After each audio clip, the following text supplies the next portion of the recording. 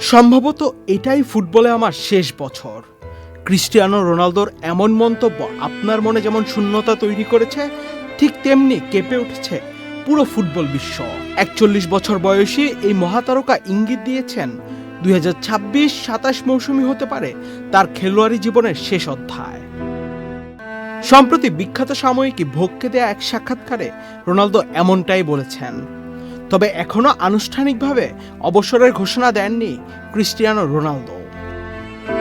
২ দশকের বেশি সময় ধরে ফুটবল মাতানো রোনালদোর কেরিয়ার শুরু হয়েছিল ২০০২ সালে স্পোর্টিং লিসবনের হয়ে।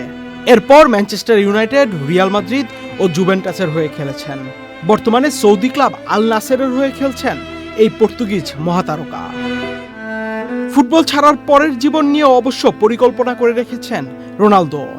বসুন্ধরা টিস্যু অশুদ্ধতার বিরুদ্ধে এক বিন্দুও ছাড় নয়।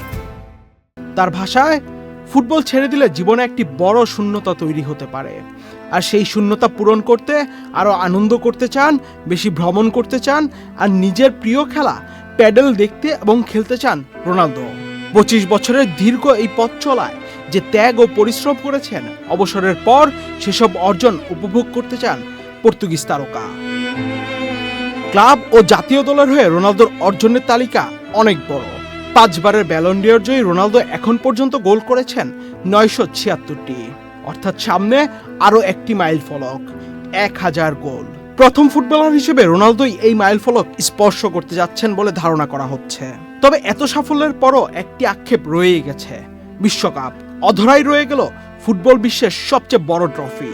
তবে কি সত্যি এটি ক্রিস্টিয়ানো রোনালদোর শেষ মৌসুম? উত্তরটা সময়ই দিবে।